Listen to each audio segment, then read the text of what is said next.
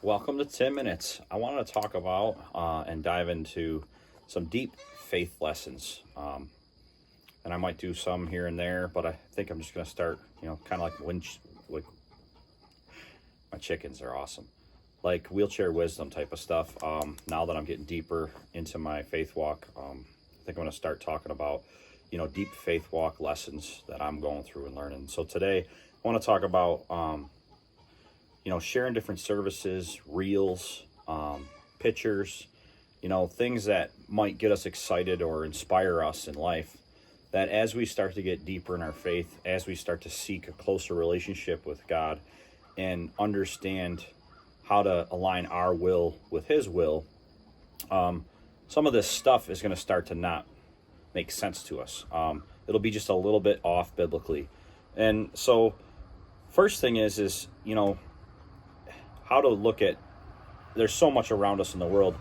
And if you're looking at a reel or some other pastor's service or you're reading a picture, as you get deeper into your walk, some of this stuff will grieve your spirit. It'll be like, ugh, why did that person say that? Or why does that message sound that way? Or boy, that sounds a little off.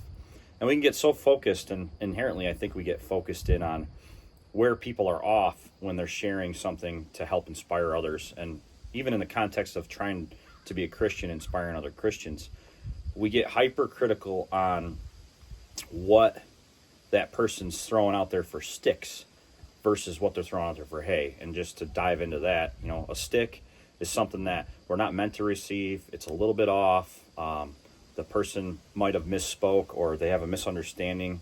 And that's all perspective anyways, guys, so you gotta be careful. But at the end of the day, and then the hay is what you should get from it. And I think what's important when we deal with feeding off of different things is you got to be looking for the hay and the sticks, but in everything in life you want to be more focused on the hay, on the positive, not the negative. The stick is a negative thing. The hay is a positive thing. It's a good thing for you to get. So if you think about it like that, what a lot of times happens is we find the stick, we confirm with the word that it's a stick, and we kind of can lose sight of any of the fruit that can come from that sermon or that content, or what the purpose is or intention of sending that content to somebody was. And then when people start tearing down the sticks and saying, hey, this is this, and hey, this person's off here. Well, that's good, and I think that we got to be able to accept that. And I think it's helpful to sharpen our own personal perspective to be able to have a conversation and get deeper revelation on why someone thinks something's a little off. But what we do want to focus on is what is good. What did we get for good revelation out of that? What inspiration is biblically correct out of that? And I think it's like, let's go to the Word and let's go back to the Bible and seek God on what we took from that was inspiring to us, or that was ear candy to us. It sounded real good. Okay, well, let's take the stuff that sounds real good and go get confirmation, either from somebody that's spiritually, more developed in that area, or going into the Word itself to get that confirmation. Find it in the Bible. Find it within your own spirit. Does it sit right with you if you deeply take that to God? And hi, buddy, I'm in the middle of a video, okay? So if you can come here, just be quiet, okay? So at the end of the day, I wanted to hit on that. So, we should be more focused on taking the fruit. You're right in front of the camera, buddy. We should be more focused on taking the fruit and not finding the sticks. We have to be careful. We don't want to feed off sticks, but we also don't want to be so focused on it that we lose any of the fruit that could come from the content or service or thing that we're feeding off of. The other thing is just simply what we feed off of is so important. When we start to get to where we want to do, we want to chase what's highest and best for us, and we want to live, as close to God's will as possible, we have to limit what we consume in our ears and eyes, just like we do for food. So at the end of the day, just you got to be careful. If you're exposing yourself to a whole bunch of off doctrine or TV shows that are just going to keep twisting your mind up, or people that are going to keep twisting your mind up, and you're not getting enough time in the Word, and you're not getting enough time to grow spiritually and in your faith walk, to be able to see those things and walk in love with those things. You don't want to see those things, call them out, and hit them with judgment. You want to see those things and walk in love with them. Our job isn't to judge people. Our job is to be the witness and potentially have the door open so that we can help them see and open their eyes. So at the end of the day, we got to be careful what we're feeding off of. The other thing is how to deal with judgment when we share stuff. And it's not judgment all the time. So we can find people that will tear apart and judge something we were thinking was something good to share. And what that does is it limits what we share with people. It puts our fire out a little bit. It makes us so that we don't want to we want to make sure everything's perfect before we send it to someone. Well, it's everyone's individual responsibility to make sure that their faith walk is good with God. It's not ours. So if we send a stick someone's way, we shouldn't do that on purpose. We shouldn't do that knowingly. But at the end of the day, everyone has to discern and figure out what they're going to get out of the Word of God, out of service, out of a video, out of a thing. But I think when you have a good group of people to deal with this with, and dive deep into and have, good alignment conversations, that's where the real powerful growth comes from. But if we allow that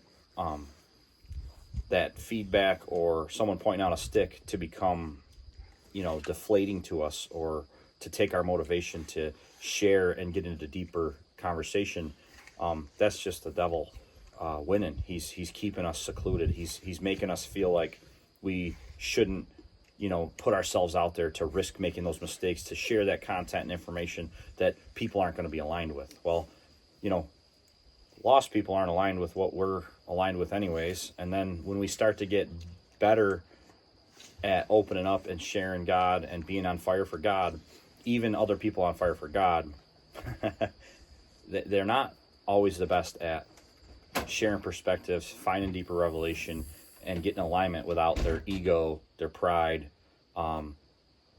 defensiveness, the spirit of offense getting on them. I have to do my cars. You can get your cars. So when that happens, people generally close up, conversations stop happening so much, and we end up with people being lone wolves, and that's exactly where the devil wants us. So we have to be able to walk in love with each other in a positive way. Everybody's in a different place in their faith walk, so that's important to always understand. Like, someone might feed off of milk, if you will, which is, really soft introduction to their faith walk, and then get into the deep of the deep. Well, you can't just go to the deep of the deep and talk really deep lessons with people who aren't ready for them. That'll make a person stumble. It could feel overwhelming. It can open their eyes up to things that they're not ready to actually see, and it can get tough. So it's we all have our part. We have our own part in our own faith walk, and then we have our part in not making a brother stumble or someone else stumble around us. And when we're trying to take ground for God, when we're trying to actually impact our influence for Him, for His kingdom, and to love all people and get them saved, you can get paralyzed and fall out of being used by God because you're so fearful of making mistakes. Or you can do better and better at overcoming when you misstep, when we miss the mark a little bit, and not letting that defeat your internal, confidence or steal all your cup. It's important to go right back at it, repent, overcome it, learn from the lesson, but don't bottle up and get quiet, or remove yourself. Just protect your heart. Don't let that stuff get the spirit of offense and division inside your own heart, because then then you do have to get away from the people because you can't handle the situation and it's going to go poorly. And, you know, the last thing is just false idols. It's just insane.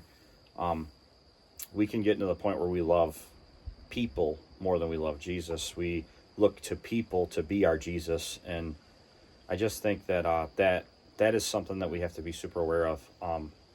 Everyone on this planet is going to send you a stick from time to time.